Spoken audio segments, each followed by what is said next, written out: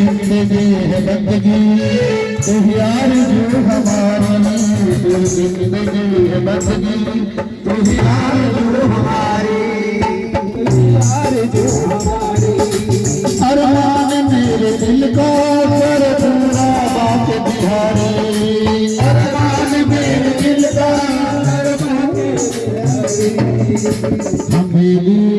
हम सबके लिए बोल रहे हैं।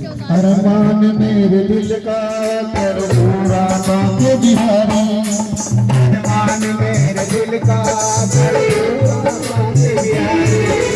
हम सबको अपने प्रेम का पागल बनाइए, आगे तेरे दीवाने जरा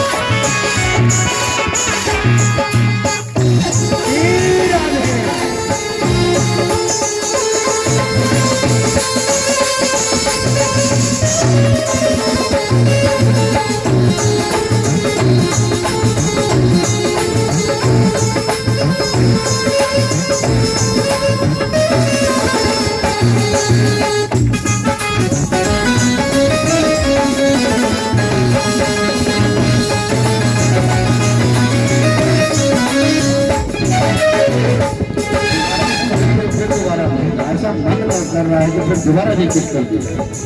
अच्छे बोलो। तू ही जिंदगी है बंदगी तू यार जो हमारी, तू ही जिंदगी है यार जो हमारी। अरमान मेरे दिल का कर पूरा बात बिहारी, अरमान मेरे दिल का कर पूरा बात बिहारी, पूरा बात बिहारी। हम सबको अपने प्रेम का पागल बनाई, आ गए तेरे दीवाने जरा अपना बताइए, आ गए तेरे दीवाने जरा पर्दा हटाइए, आ गए तेरे दीवाने जरा पर्दा हटाइए। पर्दे में बैठे बैठे यूं सुनाइए, आ गए तेरे दीवाने जरा पर्दा हटाइए, आ गए तेरे दीवाने जरा पर्दा हटाइए, आ गए तेरे दीवाने जरा पर्दा हटाइए, आ गए तेरे दीवाने जरा पर्दा हटाइए।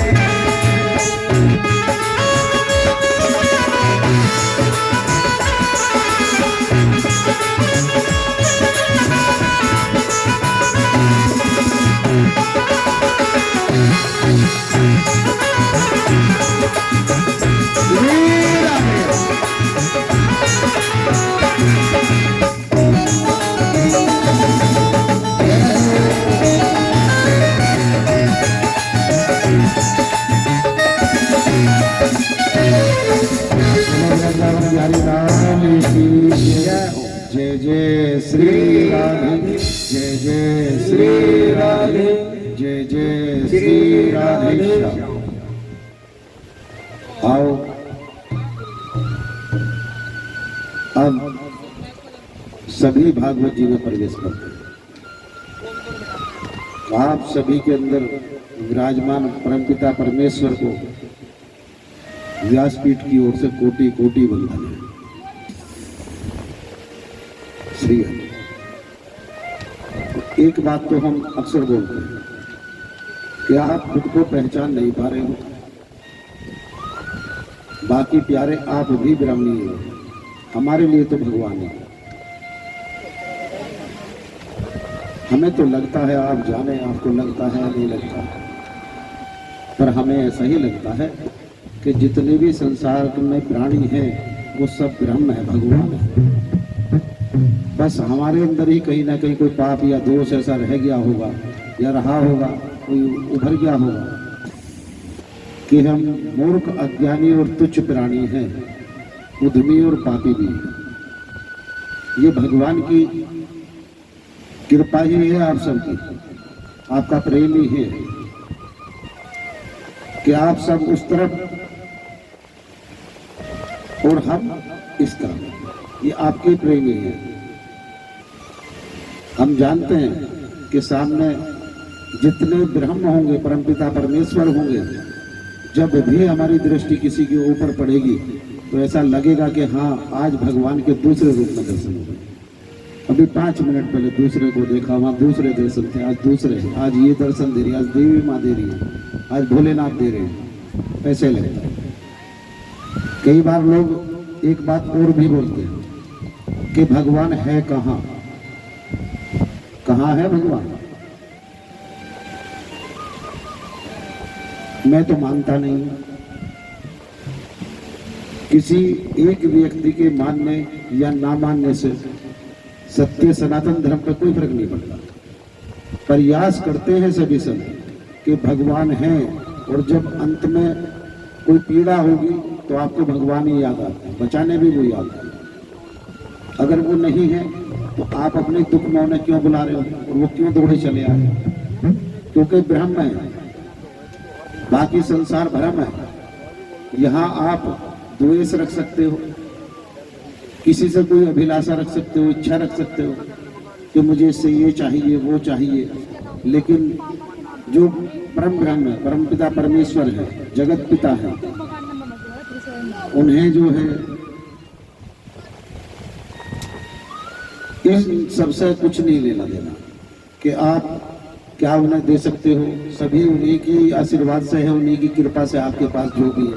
एक श्वास भी आप अपनी इच्छा से नहीं ले सकते। तो जिसने सब कुछ दिया है उसे आप क्या दे सकते हो? क्या है ऐसी चीज आपके पास जो आप दे सकते हो? हमें तो नहीं लगता मृत्यु लोक की कोई ऐसी वस्तु होगी जिससे परमपिता परमेश्वर को आप खुश कर सकते हो। सबसे बड़ी चीज है वो आपके पास ही है, आपका हृदय कमल, निर्मल मन, वही है बस एक ऐसी चीज जो देने के बाद खुद का समर्पण, परमपिता परमेश्वर खुश भी होते हैं और आपके ऊपर कृपा भी करते हैं।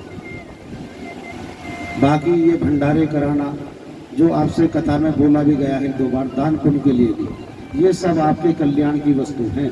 कहीं आपसे कोई पाप बोध अपराध बना हो तो साधु संत आपसे लिया, दूसरे को दिया, इधर से लिया इधर खिला दिया, उधर से लिया इधर खिला दिया, बस इतना ही करते हैं। और बाद में क्या बोलते हैं खड़े होकर दूर से कि प्रभु देख लो, मैं तो कहीं दोषी नहीं हूं ना, मैंने तो अपनी जेब में गड्डी नहीं लगाई, बैंक बैलेंस नहीं बनाया ना, तेरा तुझको अर्पण और क्या लागे मेरा। हमें नहीं लेना देना। जो साधु संत है उसे तो मतलब नहीं है। और बाकी जो भैया संत बनने का ढोंग और ड्रामा करता हो, वो चाहे महल बनाओ या 2 महल बनाओ, उसे गृहस्थी से भी बुरा मान लो, सीधी बात है। वो इसके काबिल ही नहीं है। बस भगवान उसे खिलाए जा रहे हैं। ये तो सत्य है कि पहले खिलाते हैं और जो जो उसने सपन देखे हैं उन्हें पूरा भी कराते हैं कि ले तुझे ये लगे कि मैं कृपा बरसा रहा हूं, लेकिन वहां कृपा नहीं है। जहां कृपा है वहां आप समझ ही नहीं पाओगे। जहां हरि कृपा करते हैं वहां ये सब चीज नहीं देते। कुंती ने क्या मांगा था? सब कुछ तो लुट गया था। जिसके पोतों की हत्या उसके सामने हो ली हो, भतीजों की हत्या हो ली हो, पूरा खानदान ही आप देख रहे हो। महाभारत में क्या हुआ? क्या बचा कुंती के पास? कुछ नहीं बचा। अंत में विश्वास बची। तब कन्हैया जी ने पूछा कि बुआ जो मांगना है मांग लो, अब मुझे द्वारिका जाना है। तब भी क्या कहा कुंती मैया ने कि हे गोविंद, अगर आप दे सकते हो तो बस एक चीज दे दो। कहा क्या? कि मुझे दुख दे दो, दुख, मुझे सुख नहीं चाहिए, दुख दे दो। कन्हैया जी मन ही मन मुस्कुराए और फिर मृत्यु लोक का प्रभाव भी डालना चाहा कि मैया आपने क्या मांग लिया बुआ, कुछ और मांग लो। कि नहीं, मैं जानती हूं तुम कहाँ हो, और जहां तुम हो, जो अभी हम बोल रहे थे कि जहां तुम हो इस रोशनी को कौन पूछेगा। अरे सूर्य को कौन पूछेगा जहां तुम हो, तुम तो करोड़ों सूर्य के तुल्य हो, और हमारी जिब्या तो सही पूछो उन सूर्य की गिनती भी नहीं कर सकती, करोड़ भी कम है। फिर एक सूर्य को कौन पूछेगा। स्वर्ग है तेरा, उसकी भी इच्छा नहीं है, वो तुमने बनाया होगा। यहाँ मृत्यु लोक के प्राणियों के लिए है स्वर्ग और नरक, हमारे लिए नहीं है। हमारे लिए तो बस अपने चरणों की जो रज है, धूल है, उसी में लिपटाए रखना इतना ही पर्याप्त है। न स्वर्ग चाहिए न नरक, वो तुम्हारी मर्जी है जो देना चाहो। मेरे कर्म अपने आप ले लें। अच्छे होंगे तो आप अपने चरणों में सदा सदा रखोगे, और कहीं घृणित कार्य होंगे तो मालिक कभी किसी से प्रेम नहीं करते। भगवान, संत और भगवान, ये समझो कि आप प्रेम अगर वो एक व्यक्ति से करके बैठिए तो बाकी संसार का क्या होगा, क्या होगा उस पूरे संसार का। हाँ, प्रेम करते हैं, सभी से तुल्य एक समान करते हैं, उनके लिए ना कोई दोषी है, ना कोई पापी है, ना कोई उद्यमी है, कुछ नहीं है, सब एक समान है। बस वो एक प्रयास रखते हैं संत कि ये चाहे जैसा भी हो, मृत्यु लोक का प्राणी है, हो सकता है इस पर गलत प्रभाव पड़ा हो, कुसंगति में आने के कारण ये सारे कार्य उल्टे सीधे कर रहा है। प्रयासरत रहते हैं कि एक ना एक दिन, हे मेरे गोविंद, आपकी ऐसी कृपा होगी श्री हरि की कि मैं इसे लौटा के जरूर लाऊंगा, पर बिना आपके आशीर्वाद के नहीं। दुनिया कई बार संतों को इस तरह भी देख ले कि ओहो, संत तो ऐसे जा रहे हैं, वैसे बैठे हैं, वहां बैठे, ये कर रहे, वो कर रहे। अरे कल ये वहां गई थी स्त्री फलानी, और देखो आज ये महाराज जी उनके घर में जा रहे हैं। तुम्हें गर्व होना चाहिए ऐसे संतों पे, उनके संग में जाया करो, दूर से ईर्षा ना करे करो, निंदा ना करे करो, साथ में जाया करो। महाराज जी आप क्या करने आए हो, तो महाराज जी बता देंगे कि जो तुझे घृणित कार्य लगा था, कल तक तू इससे ईर्षा कर रहा था, मैं इसका वो कर्म ही मिटाने आया हूँ, इसे सन्मार्ग दिखाने आया हूँ। मार्ग दिखाना, मास्टर के यहाँ अगर आप पढ़ने जा रहे हो, स्कूल में बच्चों को भेज रहे हो, एक बच्चा घर में गाली गलौज करता है, एक मारपीट भी करता है, एक असभ्य है, किसी का सर फोड़ के भी जा रहा है बच्चा, तो क्या मास्टर अलग अलग पढ़ाई कराता है? वो गुरुदेव है, एक सम रखेंगे सब, कोई बात नहीं। वो तेरा कर्म स्कूल के बाहर का है, अगर यहाँ आया है तो यहाँ मेरा कर्म है तुझे पढ़ाना, लिखाना, ग्रेजुएशन कराना, मैं अपना कार्य कर रहा हूँ। संसार में संत भी यही कार्य करते हैं। आपको चाहे जो जितना गलत लगे, आप उसे ये भी समझ सकते हो कि हो सकता है यहाँ जाने से ये महाराज भ्रष्ट हो सकता है, ये हो सकता है। अगर महाराज है और मेरे हरि की कृपा है, वो भ्रष्ट नहीं हो सकता। पर कोई संत ही ना हो तो आप उसे भ्रष्टता से कहां से रोकोगे? वो घर से निकलेगा, कुसंगति में जाएगा, क्या आप रोक पाओगे? कई बार विचार चलता है समाज में कि वो फलानी थी, वो कल हमने वहां देखी, उसके साथ थी, ऐसे थी, वैसे थी, वहां गई थी। अरे गई होगी जो गई होगी, तुम्हारे भी तो बच्चे हैं। अगर तुम्हारे बच्चे से गलती हुई है तो तुम उसे क्या जान से मार दोगे? प्रयास करोगे, कैसे समझाओ, सुधारो, जैसे भी सुधर सकता है। तुम 2 बच्चों के लिए प्रयास करते हो, और संत के तुम सब बच्चे हो, तो क्या अपने कर्तव्य से पीछे हट जाए हो?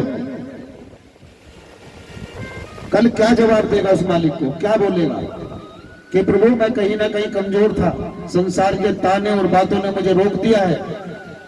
भगवान भी कहेंगे इसका मतलब तेरा जो मन था ना, वो मेरे चरणों में नहीं था, तेरी जो आत्मा थी वो मेरे चरणों में नहीं थी, तू ड्रामा करता था, तभी तो संसार की कमजोर बातों से टूट गया।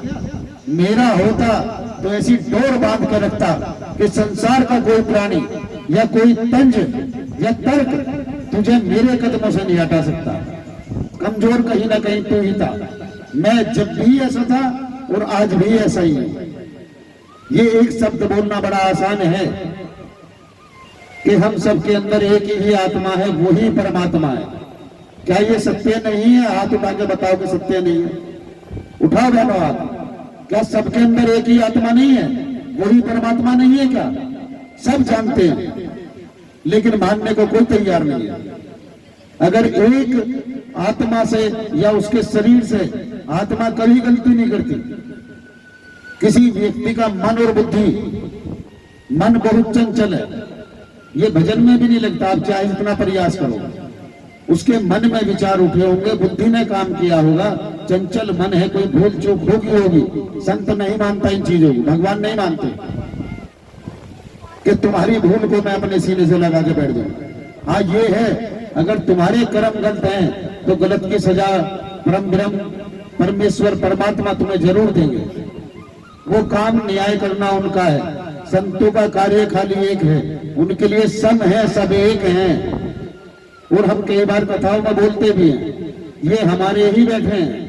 पर कोई ये ना समझे कि गुरुजी के बिलड़ से जो उत्पन्न हुए हैं या जो इनके साथ में रहते हैं वे ही इनके हैं। नहीं, इनसे ज्यादा हमारे तुम हो हमारे इनसे ज्यादा। भगवान ने हमें जन्म मृत्यु लोक में इनके जो कर्तव्य के लिए दिया है, ये हमारा कर्तव्य है इनके प्रति, जिससे हम कभी नहीं भागते कि हमें मृत्यु लोक में रह के मृत्यु लोक जैसा कार्य थोड़ा बहुत करना पड़ेगा। और जिसने हमारे आश्रित अपना जीवन छोड़ दिया हो, चाहे हमारी माता हो, बहन हो या पत्नी हो, बच्चे हो, वो हमारे आश्रित हो, तो भगवान ने एक बात जरूर कही है कि तेरे लिए कर्म दिया है, कभी इससे मुख ना मोड़ना। बाकी अपना मन जो जिसे दिल बोलते हैं, किसी के पास मत छोड़ना सिवाय मेरे। तू मेरा है, मेरा ही बन के रहे तो तेरा कल्याण होगा। अगर पत्नी, माँ, बहन या परिवार या यार दोस्त या ये समाज उठ बैठ कहीं भी एक जगह फंस गया तो तू नहीं जानता तेरा क्या होगा, तेरा क्या होगा, तू नहीं जानता। तो मेरा है, तेरा कल्याण इसी में, बस मेरा ही बन के रहे। इसलिए संत जो सभी से सम प्रेम करते हैं, चाहे दुश्मन भी हो। चार गालियां अगर कोई हमें आज दे के गया है, कल जब मिलेगा तो बस एक ही बात कहेंगे मन में, हे प्रभु इसकी मति मारी गई थी, इसके ऊपर कृपा बनाए रखना। लेकिन आज तक जितने भी भक्त ये भी देख लिया होगा, एक ही शब्द बोलते हैं।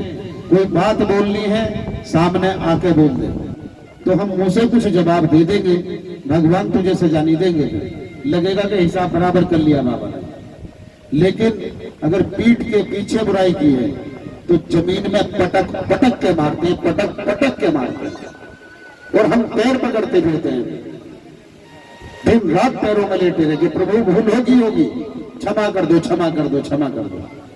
वहां हमारी नहीं सुनते उस समय, बस एक ही बात बोलेंगे, तू बड़ा भोला है ना, तू नहीं जानता इस संसार में, कहां चक्कर में फंस गया। अब मेरा कार्य है, मुझे करने दे, तू आराम से बैठ, आराम से बैठ। और ये हम अनेकों बार देख चुके हैं, अनेकों बार। जिस व्यक्ति से मिलते हैं पहली बार, हाथ जोड़ के विनती सबसे पहले एक ही करते हैं, भैया कुछ कहना हो तो सामने आना, हमें बोल देना, जैसा भी होगा। अगर हम नहीं भी बोल पाए तो तुम्हारा हिसाब बराबर होगा। लेकिन अगर पीठ घूमगी, इस पीठ के पीछे धर्म है, अधर्म नहीं है, तो तुम नहीं जानते तुम्हारा क्या होगा, तुम नहीं जानते। इसलिए विनती करते हैं। कई बार अगर हम किसी व्यक्ति को दिल से डांट भी दें तो हमें नहीं लगता अभी तक कोई ऐसा बचा होगा जो बीमार ना पड़ा हो, चाहे हमारे घर से हो या बाहर से हो, कहीं से भी। थोड़ा गुस्सा आया नहीं किसी भी कारणों से, हारी बीमारी तो निश्चित घेर लेगी तुरंत, कुछ ना कुछ हो जाएगा। अब ये किसको समझाए, किसको दिखाए, क्या क्या बताए, कई बार तो समझ में नहीं आता। ऐसा लगता है इससे तो वनों में ही कहीं भाग जा, चले जा, वहीं हरि का भजन कर ले तो वही ठीक है, सबका पीछा छूट जाए। हमें तो ये लगता है कि हम दोषी हैं, ना रहेंगे, ना कोई हमें कुछ कहेगा और ना भगवानों से सजा देंगे। ऐसा भी कई बार लगता है। पता नहीं क्या क्या अर्थ तुम जिनके बारे में नहीं जानते हो, क्या क्या अर्थ जोड़ देते हो। अरे राधा मैया को देख लो, कन्हैया जी को देख लो। कई बार हमारे सत्य सनातन धर्मी उन राधा मैया के बारे में इतने आप शब्द बोल देते हैं कि सुने नहीं जाते, ये नहीं पता आप बोल क्या रहे हो।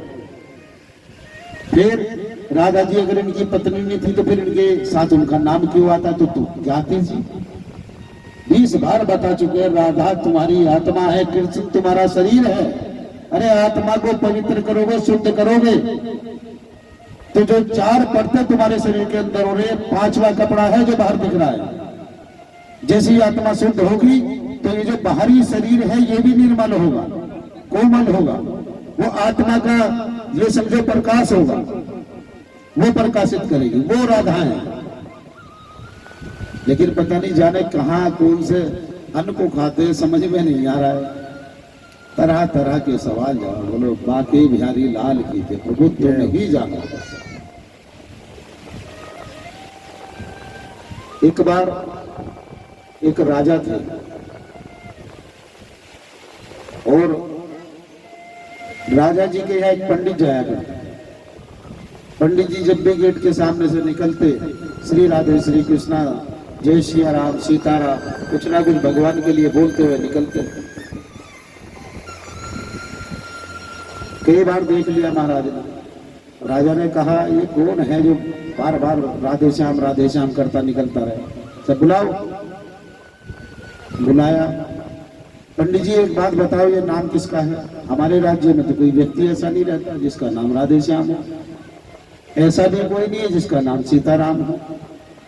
पंडित जी ने हाथ जोड़ लिया और कहा राजा ये भगवान है, उनके नाम है। अच्छा भगवान, हमारे राज्य में तो कोई भगवान नहीं है, फिर नाम किसके लेते हो आप और हमारे गेट के सामने भी लेके जाते हो? कहा प्रभु ये भगवान है, ये दिखाई नहीं देते, कि भगवान होते हैं? हाँ दिखाओ। अब यहाँ पंडित जी फेल होंगे, क्योंकि पंडित जी तो सिर्फ मंत्र जानते थे, नाम जपना जानते थे, साधु तो थे नहीं, कोई होते तो दर्श करा भी देते। जहां ज्ञान है ज्ञानी के लिए है ये कि तुम्हारे पास सब कुछ था, उस राजा को दर्शन करा दिए होते। कहा प्रभु आप राजा हैं लेकिन भगवान होते हैं, पाई से उठाओ काल कोटड़ी में बंद कर।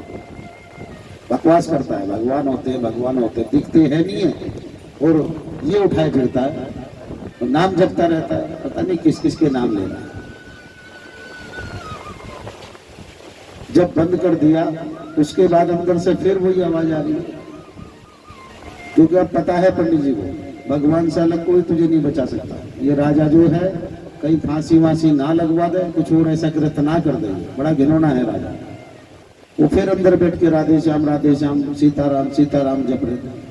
राजन को फिर आवाज आई, द्वारपालों से उनसे कहा जो अपने सैनिक थे इसे बाहर लाओ निकाल कर। फिर पूछो, हो सकता है इसके भगवान आ गए हो। फिर पूछा कि भगवान है कि हाँ, तो दिखाता क्यों नहीं है? कि कैसे दिखाऊं राजा, पर ब्रह्म है, परम पिता परमेश्वर है, उनकी कृपा के बिना तो आप चल फिर भी नहीं सकते। तो अच्छा, अरे कोई लीला ही दिखा दे। हाँ क्या लीला दिखाऊं? और किसी से पूछ ले कोई भगवान है तो आप क्या कहोगे? इधर को बोलोगे हाथ करके कि भगवान है, और सामने खड़ा होकर फिर यूं कह दे ये भगवान नहीं है, तो आप क्या कर लोगे? कोई है इसका जवाब? नहीं है। लेकिन भगवान ने ऐसी कृपा की, राजा ने उसे पंडित जी को तो भगा दिया, कहा ढूंढते इसे नहीं पता, बस वैसे ही करता रहता है। जैसे ही गया गेट पे जाते पंडित जी ने फिर कहा श्री राधे सीताराम सीताराम राधे श्याम। राजन के कान में फिर आवाज गई। राजन ने कहा तो जाते जाते भी फिर वही दुष्टता कर रहा है, पंडित जी समझ नहीं पा रहा है। कुछ समय बाद फिर बुलाया पंडित जी को, रोज देखता था फिर भी आगे से जा रहा, लेकिन उसने नाम लेना छोड़ दिया डर की वजह से कि राजा है पता नहीं क्या कर देगा। लेकिन आगे से निकलता चुपचाप, लोटा हाथ में है जल का, और मस्ती में जाता फिर, और मंदिर में जाकर जल अभिषेक करके वहीं बैठ के भजन कीर्तन करता, वापस लौट के आता। जैसे ही आया फिर पूछा, ए पंडित जी कहाँ गए थे? मंदिर गया था। वहां क्या है? भगवान। कि चल दिखा। पंडित जी ने कहा, और राजा मैं तुम्हें कहूं तो चरण स्पर्श कर दूंगा, बाकी जब आप भगवान सामने हैं और आप मानने को तैयार नहीं हो तो मैं कहां से दिखाऊंगा कि नहीं मुझे भगवान देखने हैं। अब जिज्ञासा बन गई, क्योंकि देख रहा है जिसको इतनी सजा दी थी, काल कोठड़ी में पंडित जी को बंद कर दिया था, और वहां भी पंडित जी ने सीताराम सीताराम करा, तो आज बाहर आ गई, बाहर आके फिर जा रहा है लोटा लेके, इसका मतलब कुछ तो है। अब जिज्ञासा बनी राजा को कि मुझे दर्शन जरूर करने हैं भगवान, और क्या कृपा करते हैं ये भी जानना है। अपना मंत्री बुलाया और कहा, ए मंत्री जी इधर सुनो। कहा, हाँ जी। कि जाओ जितने भी विद्वान लोग हैं कहीं से भी किसी को पकड़ कर लेके आओ, उसे लेके आओ जो भगवान को जानता हो, जो भगवान का हमें दर्शन करा सके और उनकी लीला दिखा सके। ऐसे व्यक्ति को पकड़ के लाओ, और अगर आप नहीं ला पाए तो जो आपका परिवार है, कई बार पहले कोल्हू चला कर थे, धमकी उसी की दिया करे थे, कोल्हू में पिलवा देंगे। मंत्री जी घबरा के दौड़े दौड़े जा रहे थे। एक किसान अपने खेत में हल चला रहा था, दोपहरी का समय था, धूप निकली हुई, अच्छी गर्मी पड़ रही थी, और वो बस यही कर रहा था हल चलाता हुआ, श्री राधे श्री कृष्णा, श्री राधे श्री कृष्णा, सीताराम सीताराम, राधे श्याम राधे श्याम, और हल पकड़ के बैल के पीछे चल रहा, बैल का जेवड़ा बैल के ऊपर डाल रखा है कि तू चल मस्ती में जहाँ चलना है, मैं भी भजन कर रहा हूँ, तू भी अपने आनंद में चल, और बस ये जो हमारा कार्य है ये तो हमें करना ही करना है।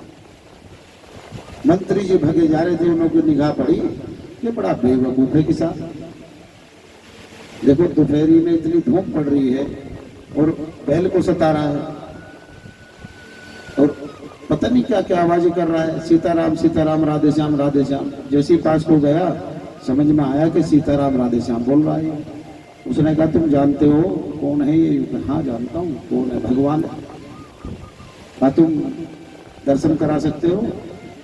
किसान ने कहा, तू जा अपना काम कर, मुझे अपना जो हल जोत रहे। उसने फिर अपना भजन शुरू किया और उसे बैल को थोड़ा सा हाथ लगाया पीछे से, फिर चल पड़ा। उसने कहा, ए सुन सुन सुन सुन सुन भैया, क्योंकि उसे अपने परिवार की फिक्र थी बेचारे मंत्री जी को। ये सुन सुन सुन। किसान ने कहा, बहुत देर होगी, चल वहां जाके बैठ, अभी पूरा घुमा के लेके आऊंगा खेत से, तब बात करूंगा। वो अपना ऐसे राधे श्याम सीताराम करते हुए घूम के जब आए तो आने के बाद वही वो डोल पे खड़े बैठे थे मंत्री जी। उन्होंने कहा, आप हमें जानते हो? कि मैं तो नहीं जानता। कहा, मैं फला राज्य का मंत्री हूँ। किसान आदमी बड़ा साधारण होता है। उसने कहा, अरे मंत्री जी आपने पहले क्यों नहीं बताया आप फला जगह के मंत्री हो? अच्छा मैं जलपान की व्यवस्था करता हूँ। कहा, नहीं नहीं जलपान तुम छोड़ो, बस एक बात बता दो, क्या भगवान के आप दर्शन करा सकते हो? कि तुम्हें करने हैं, किसे करने हैं? हमारे राजा को करने हैं। राजन ने जो ये आदेश दिया है कि अगर हम किसी को बुला कर नहीं लेके गए तो वो हमारे बच्चों को भी मरा देगा, हमारे परिवार को बचा लेगा। थोड़ी देर पहले तो मंत्री बनने की धमकी दिखा रहा था हमें, ये बोल रहा था मैं फला राज्य का मंत्री हूँ, तू काहे का मंत्री है? तेरे बच्चों के जीवन दाव पे लगे पड़े, तो मंत्राट की हमें वो दिखा रहा था। कहा, नहीं भैया बस आपके ही हाथ में, बचा लो हमारे बच्चों का। ठीक है घबराना,